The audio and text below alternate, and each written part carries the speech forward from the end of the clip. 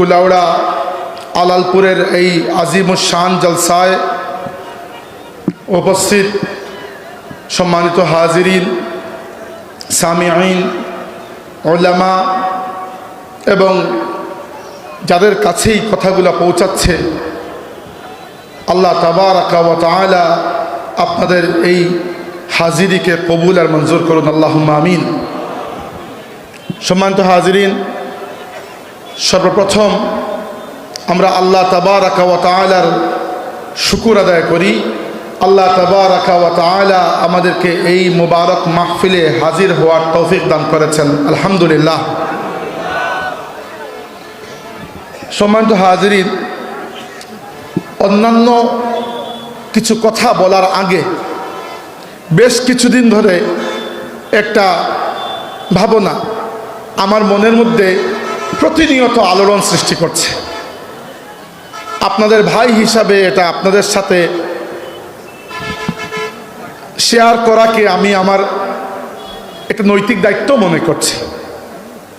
বিষয়টা হচ্ছে, কয়েকদিন আগে হঠাৎ করে মনে হলো যে এই পৃথিবীতে যারা আমরা নিজেদেরকে নৃতাত্ত্বিক গোষ্ঠী হিসাবে বাঙালি বলি, বাংলা ভাষায় কথা বলি, এরকম মানুষের সংখ্যা কত বর্তমানে? তো খুঁজে দেখলাম প্রায় 28 কোটি মানুষ নৃতাত্ত্বিকভাবে বাঙালি এবং বাংলা ভাষায় কথা বলে। তো খুঁজে দেখলাম এদের অবস্থান আসলে কোন জায়গায়, দুনিয়ার কোন প্রান্তে এরা বসবাস করে। একটা তো বাংলাদেশের মানুষ যারা আমরা নৃতাত্ত্বিকভাবে ভাষাগতভাবে আমরা বাঙালি। এছাড়া ভারতের 3টা এলাকায় বাঙালি মানুষের বসবাস রয়েছে। একটা হচ্ছে বাংলাদেশের ঠিক পশ্চিম দিকে ভারতের যে অঙ্গরাজ্য পশ্চিমবঙ্গ, ওয়েস্ট বেঙ্গল যাকে বলে, যে অঙ্গরাজ্যের রাজধানী হচ্ছে কলকাতা, সেটা বাঙালি অধ্যুষিত এলাকা এবং বাঙালিদের বাসস্থান। আরেকটা প্রদেশ হচ্ছে ভারতের আসাম, যেটা আমাদের সিলেটের সাথে একেবারে লাগোয়া, বাংলাদেশের উত্তর পূর্ব দিকটা জুড়ে আছে।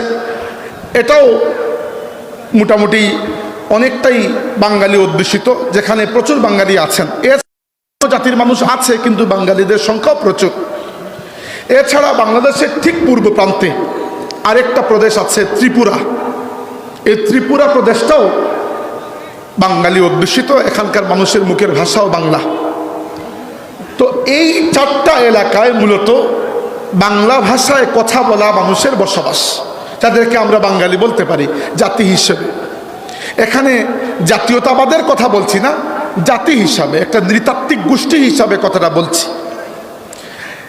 তো এই ম্যাপ যখন দেখলাম, বড় আশ্চর্য হয়ে লক্ষ্য করলাম যে পশ্চিমবঙ্গ, যে পশ্চিমবঙ্গ অঙ্গরাজ্য, সেটা মূলত হিন্দু অধ্যুষিত এলাকা।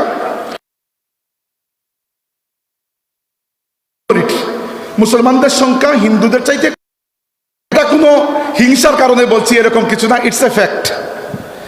2 নম্বর, আসাম প্রদেশেও মুসলমানদের সংখ্যা অন্য ধর্মের মানুষের তুলনায় কম, মুসলমানরা সংখ্যালঘু মাইনরিটি।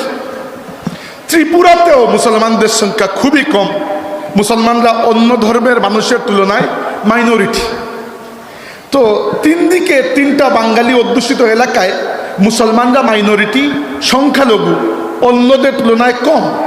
মাঝখান থেকে বাংলাদেশের মাটিকে আল্লাহ মুসলমানদের জন্য আবাদ করে দিয়েছেন। একটু খেয়াল করে যদি দেখেন যে এই বাংলার জমিনে ইসলামের যে আগমন ঘটেছিল, অবশ্যই প্রথম আগমন ঘটেছিল 1206 সালে। আমাদের ইতিহাস থেকে মুছে যাওয়া প্রায় একটা নাম, সুলতান সেনাপতি ইখতিয়ার উদ্দিন মোহাম্মদ ইবনে বখতিয়ার খিলজি রহমতুল্লাহি আলাইহির মাধ্যমে, যিনি ছিলেন সুলতান মোহাম্মদ হুরির একজন সেনাপতি। তো ইখতিয়ার উদ্দিন মোহাম্মদ ইবনে বখতিয়ার খিলজি রহমতুল্লাহি আলাইহি বাংলার তৎকালীন শাসনকর্তা লক্ষণ সেনকে পরাজিত করে বাংলার জমিনে প্রথম ইসলামের আগমন ঘটিয়েছিলেন। তবে এটা শুধুমাত্র একটা সামরিক বিজয় ছিল। সেই বিজয়ের মাধ্যমে ইসলাম এই দেশের শেকড় পর্যন্ত পুরোপুরি পৌঁছাইতে পারে নাই, জাস্ট আগমন ঘটেছে, এতটুকু। এরপরে একে একে প্রায় 97 বছর, প্রায় একটা শতাব্দী কেটে গেল। প্রায় এক শতাব্দী পরে 1303 সালে বাংলার জমিনে আগমন করলেন সুলতানে সিলহেট হজরত শাহজালাল ইয়ামানি রহমতুল্লাহ আলাইহি। এবং আল্লাহর বান্দার কাছে আমরা এতটুকু ঋণী যে তিনি তার দরবেশের যে কাফেলা নিয়ে এসেছিলেন, এরা এসে প্রথমত এই জমিনে জিহাদের মাধ্যমে গৌরগোবিন্দকে পরাজিত করেছেন।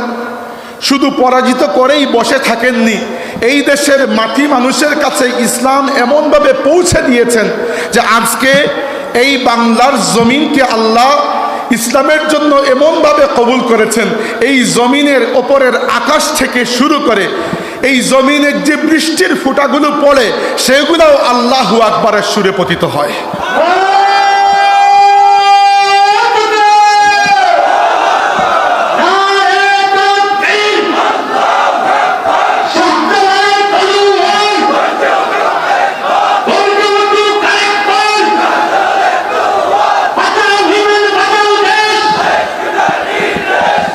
সম্মানিত হাজিরিন, বাদ বাকি স্লোগান এগুলো তো ঠিক আছে, কিন্তু আমি ওয়াদা করে এসেছি নিজের সাথে যে বেশি চিৎকার করব না, কারণ চিৎকার করলে কিছু কথা বুঝাইতে চাই, এগুলো বুঝাতে পারবো না। এগুলো বুঝানো আপনাদেরকে জরুরি। একটু বুঝানো বলতে মনে করবেন না আমি শিক্ষক হয়ে এসেছি, আমি আপনাদের ভাই হয়ে এসেছি।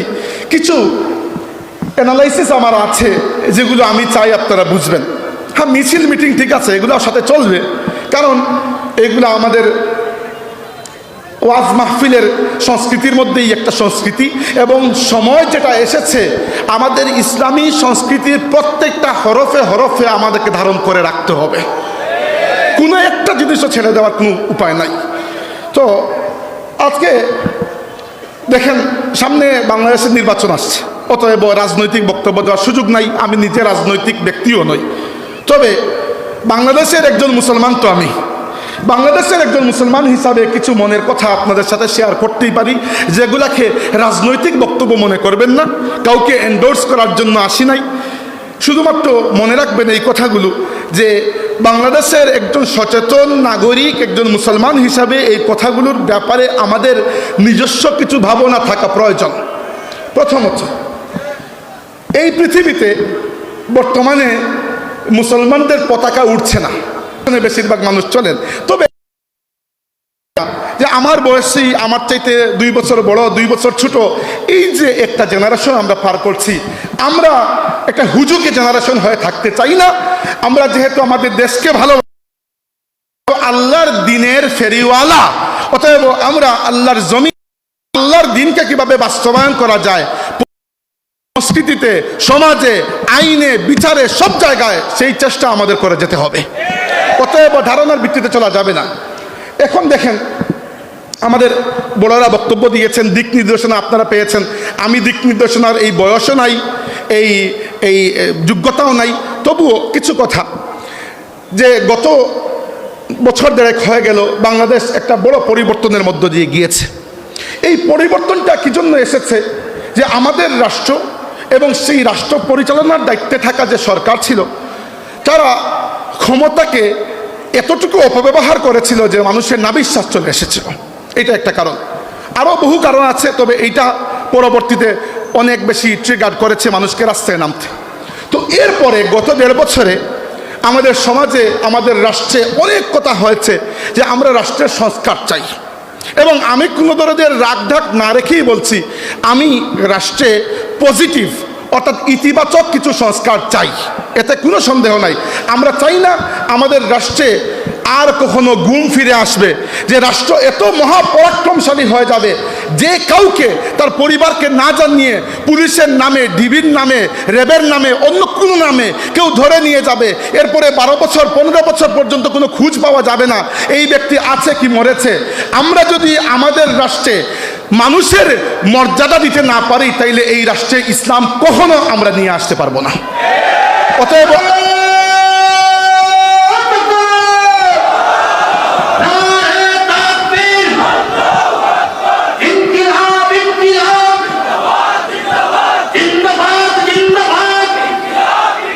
সম্মান সম্মানিত হাজিরিন, এই কথাটা এজন্য বললাম যে গত সরকারের আমলে বাংলাদেশ পুলিশের একজন আইজিপি ছিলেন বেনজির আহমেদ, নাম ধরেই বলছি। আর নাম ধরে বলছি এজন্য যে এই মানুষটার এই নির্দিষ্ট একটা কথা আমার মনের মধ্যে এমনভাবে গিথে গেছে যে এই যে ঘৃণাটা সৃষ্টি হয়েছিল, এই ঘৃণাটা কখনো যাবে না। এই মানুষটা একবার কিছু আলিম উলামাকে থ্রেট দিয়ে বলেছিল যে রাষ্ট্রের দিকে চোখ তুলে তাকাবেন না, রাষ্ট্র মহাপরাক্রমশালী। সেই কথাটা শুনে আমার কিছুটা মনে হয়েছিল কেউ একজন একবার বলেছিল আনা রব্বুকুমুল আলা, তাকে আমরা ফেরাউন নামে জানি, তারও পতন হয়েছিল। অতএব এইরকম যে নিজেকে মহাপরাক্রমশালী ভাবতে শিখবে, ভাবতে জানবে, ভাবতে শুরু করবে, তারও পতন নিশ্চিত হয়ে যাবে। 2 নম্বর বিষয় হচ্ছে